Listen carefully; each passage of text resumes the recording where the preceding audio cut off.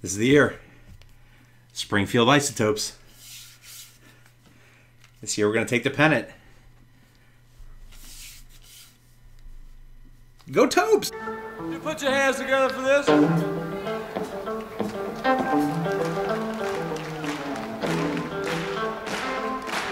Connectors, what's up? DK here. Hope you're having a great day. Happy September, everybody. September 1, the best month of the year. I'm a little biased. My birthday's in September. So today I want to talk to you a little bit about the nonprofit sector in general. But I want to put it in a term a little bit different than I think you're accustomed to hearing. I want to talk to you about the nonprofit sector as an economic impact engine. So the nonprofit sector gets a little fuzzy when it comes to its economic impact at times. Why? Good question. People sometimes suggest that the nonprofit sector doesn't put money back into its community, i.e. taxes, and so for that, sometimes it is a disability to have a lot of nonprofits in a particular city. That's a really easy claim, and I think it needs a little bit of explanation here. First of all, to throw some statistics at you. The Bureau of Labor Statistics.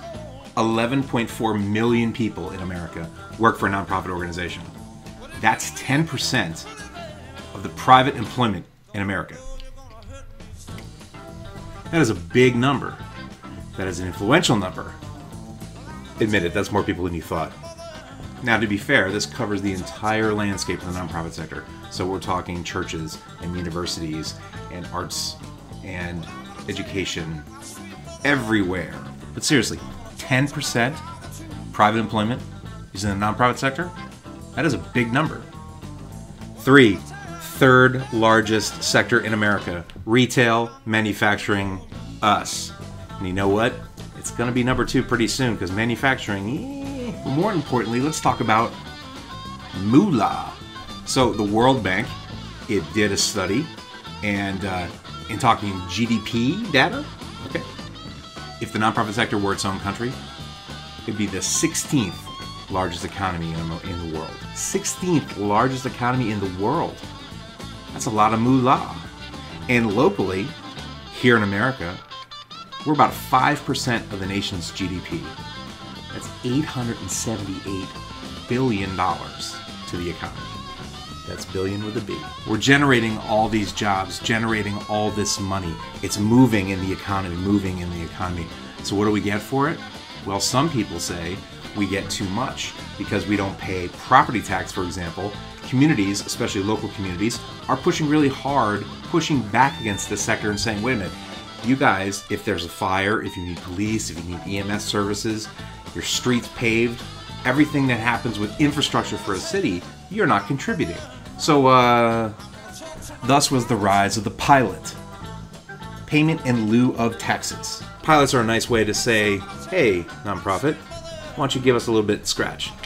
Here's another way of saying, hey, deadbeat, give us some money. Now, why am I so upset over this? Because I think sometimes this doesn't necessarily speak to the full story as to what is the economic impact of a nonprofit in a city. There is, to be fair, a conversation that needs to happen regarding the amount of nonprofits and what their property is and how much relative money in property taxes are not being paid. I think that is fair to suggest that there should be some alternatives to it. But if you stop the conversation right there and you don't talk any further, I think it shortens the narrative a little bit. It doesn't speak to the full story. There are 2 sides to the proverbial coin. Huh? Let's think about it for a second. If a nonprofit is in your community and it has a building and it doesn't pay property tax, yes, you are not getting property tax value from that building. But I'm willing to bet that that nonprofit is an employer. It's actually paying employees to work there. Jobs are being created. In fact, it's probably recruiting people into your town to work. And when those people work in that town, what do? Well, they work, they go home. Wait a minute. That's right. They go out to eat, they shop, pick up the dry cleaning. They do a lot of things within your community beyond just working. And so that money that they're making in their job at the nonprofit sector is then being put into the local economy. 70 cents of every dollar stays local if it is a local business. So if it is true that buy local is a big deal and we want people in our communities to buy and support local downtown businesses, it also stands to reason that we probably should support those organizations that employ people so that they have disposable income and so that they go to the local businesses and buy and support.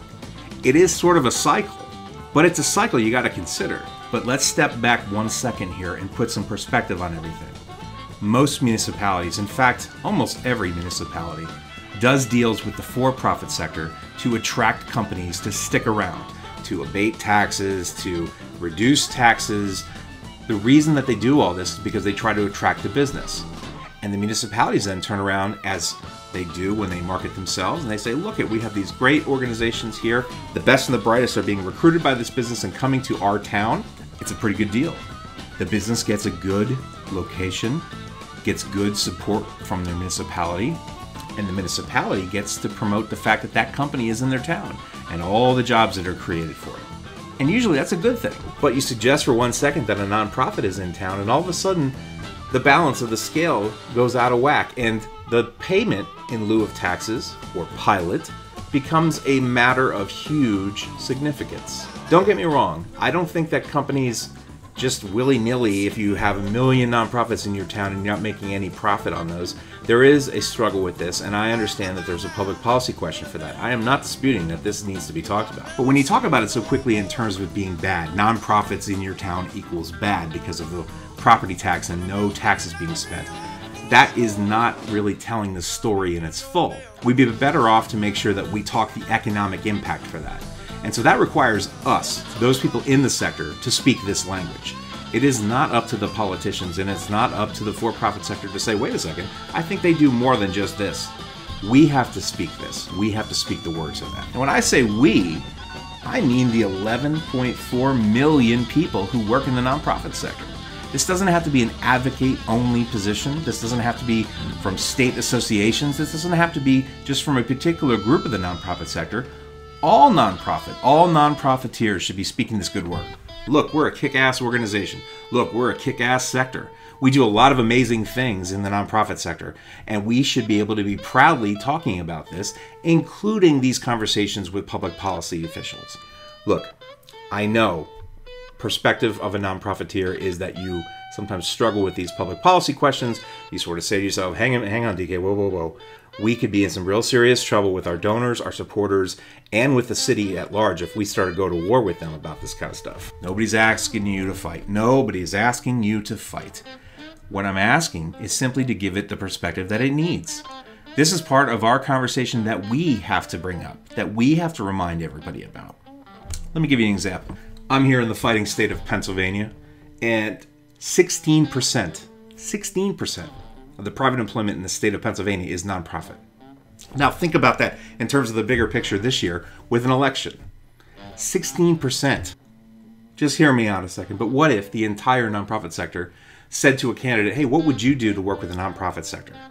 16% of a vote, that could swing an election one way or another. The political base that we have is sturdier than we think. Why? $878 billion into the economy. 5.4% of nation's GDP. 11.4 million people work at the nonprofit sector. That is super power. Powers that I think we don't realize that we use. And I'm not saying we need to muscle in every single time and say, wait a minute, we're going to inject ourselves the way that the Retail Federation does, the way that the manufacturing does, the way that tech does. We don't necessarily have that kind of gravitas each and every time. But let's think about this from a different perspective. A branding perspective. Think of your town. Think of a favorite city. When you think about your favorite city or town, think about the things of that town that define it, that make it interesting. Is it an amazing festival? Is it an art gallery?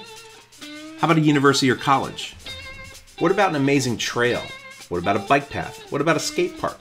How about a concert hall or a museum? What about a house of worship? Think about it in terms of recruiting if you're a for-profit company now. Those pieces and parts help define a community. Say you're a recruiter for your business and you're going out and you're trying to find the best and the brightest around the country. You're going to sell them on not only your company, but you're also going to sell them on where your company is located. you got to say to them, hey, this is a great town. It's got great education opportunities. It's got great hospitals, and it's got great places to take care of your kids. It's got great houses of worship. It's got amazing arts galleries and districts and museums. It's got all these things to make your life better. Your quality of life will be great if you come here. Now, the recruiting is for the job, but the hook is everything else. And all those things, what are they? They're nonprofits. I think it's fair to say that the nonprofit sector helps define the soul of cities.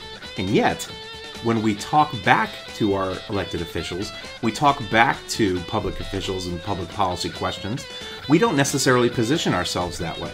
Do you ever mention that the nonprofit you work for hires and employs X amount of people, which then is paying X amount in employee tax to the city? Do we talk in terms of economic impact right off the bat? Why don't we do that? If you're in the state of Pennsylvania, 16% of the private employment is nonprofit. That means that a lot of people get up every day and the work that they do is in the nonprofit sector, and that should mean something. Guys, I'm just suggesting that the voice that we have should include some values that are important to us, and that is that the nonprofit sector is job creation. We are job creators. Our number one asset always is the people who work for us, is our team, our board members, our ambassadors. We should translate that to the next level when it comes to public policy. When talking about these kind of things, we need to absolutely be sure that we remind the political figures that, hey, we are a sector and we are valuable not just to the organization that we work for, we are valuable to our community at large because we help define the community. Guys, I think that's where we're going to end it right there. Thank you so much for hanging out with me again at Connected Dots. I really do appreciate it. Make sure you like us on Facebook or follow us on Twitter, information below. And also, if you have a suggestion for a topic you want to give, shoot me an email and I'll make sure I take a look at it. And maybe I'll get you on TV. Maybe. TV. This isn't TV. Guys, thanks so much for hanging out with me. I really do appreciate it. My name is DK. I'm with the Connected Dots movement. Keep on connecting, everybody.